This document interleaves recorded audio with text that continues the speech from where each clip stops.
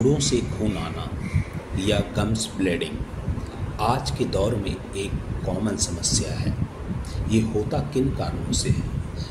इसके पीछे सबसे पहला कारण है आपका मुंह का गंदा होना, पुअर ओरल हाइजीन।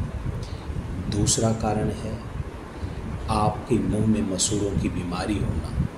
तो फिर हमें कैसे पता चलेगा कि हमारे मुंह में मसूड़ों की बीमारी है?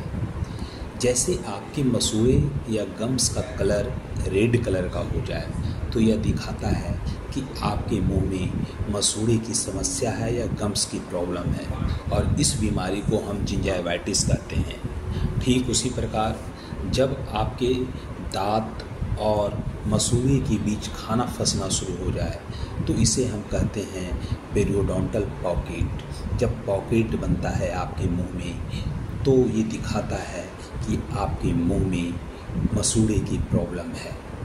ठीक उसी प्रकार जब आपके दांत हिलने लगे, आपके मसूड़े में सूजन हो, आपका बोन लॉस हो, ये सारी चीज़ें दिखाती है कि आपको मसूड़े की प्रॉब्लम है, जिसे हम पेरियोडोंटाइटिस कहते हैं। ठीक उसी प्रकार अगर आपके शरीर में विटामिन सी और विटामिन के की कमी हो तो उसकी वजह से भी आपके मसूड़े में ब्लीडिंग होती है या आपको ब्लीडिंग गम्स की प्रॉब्लम होती है। जब आपको अनकंट्रोल्ड डायबिटीज़ हो तो डायबिटीज़ के केस में भी मसूड़ों से खून आता है। जब आपको एनीमिया हो तब भी आपके मसूड़ों से खून आता है, या प्लेटलेट्स की आपको बीमारी हो जिसे हम थ्रोम्बोसाइटोपेनिया कहते हैं, तब भी आपको मसूड़े से आपके खून आता है और आपको ब्लीडिंग गम्स की प्रॉब्लम होती है। ठीक उसी प्रकार जब आपको स्ट्रेस हो तो स्ट्रेस की वजह से भी कभी कभी मसूड़ों में खून आता है। कैंसर जैसे ल्यूकीमिया में भी मसूड़ों से खून आता है। हर्पस या HIV बीमारी में भी मसूड़ों से खून आता है। प्रेगनेंसी में भी आपके मसूड़ों से खून आता है हार्मोनल चेंजेज की वजह से।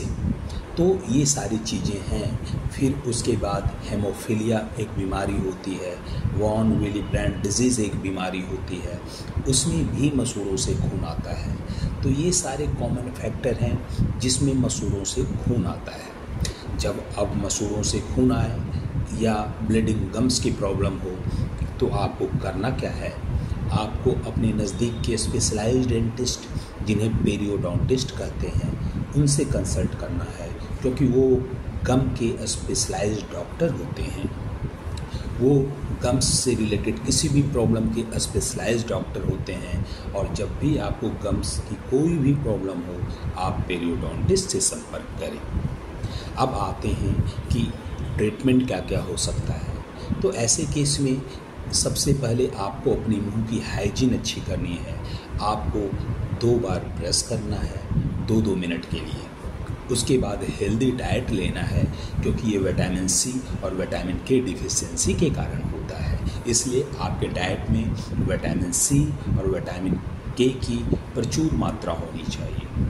अब हम आते हैं कि अगर ये डायबिटीज़, ल्यूकीमिया, हेमोफीलिया, थ्रोम्बोसाइटोपेनिया, इन सब बीमारियों की वजह से हो तब आपको उनके स्पेशलाइज्ड डॉक्टर, उनसे कंसल्ट करना चाहिए। साथ में आपको मुंह का भी ट्रीटमेंट करवाना चाहिए। ठीक उसी प्रकार अगर मुंह की गंदगी की वजह से हो रहा हो या मसूड़े की बीमारी की वजह से हो रहा हो तो उसके लिए आपको पेरियोडोंटिस्ट से संपर्क करना है, जो आपको इन सारे ट्रीटमेंट ऑप्शन में कोई भी कर सकते हैं आपके साइन एंड सिम्टम्स को देखकर। जैसे डेंटल स्केलिंग कर सकते हैं, क्यूरेटाज कर सकते हैं, रूट प्लानिंग कर सकते हैं, फ्लैप सर्जरी कर सकते हैं, जिंजाइवोप्लास्टी कर सकते हैं, जिंजाइवोटॉमी कर सकते हैं। ये सारे ट्रीटमेंट ऑप्शन हुआ। उसके बाद फिर वो आपको एंटीबायोटिक या माउथ वॉश दे सकते हैं, लेकिन एंटीबायोटिक और माउथ वॉश खुद से न लें, डॉक्टर के कहने पर ही लें। अगर बोन लॉस की वजह से आपको मसूड़े की समस्या है तो उसके लिए वो बोन ग्राफ्ट सर्जरी कर सकते हैं। तो ये सारे ट्रीटमेंट ऑप्शन हैं।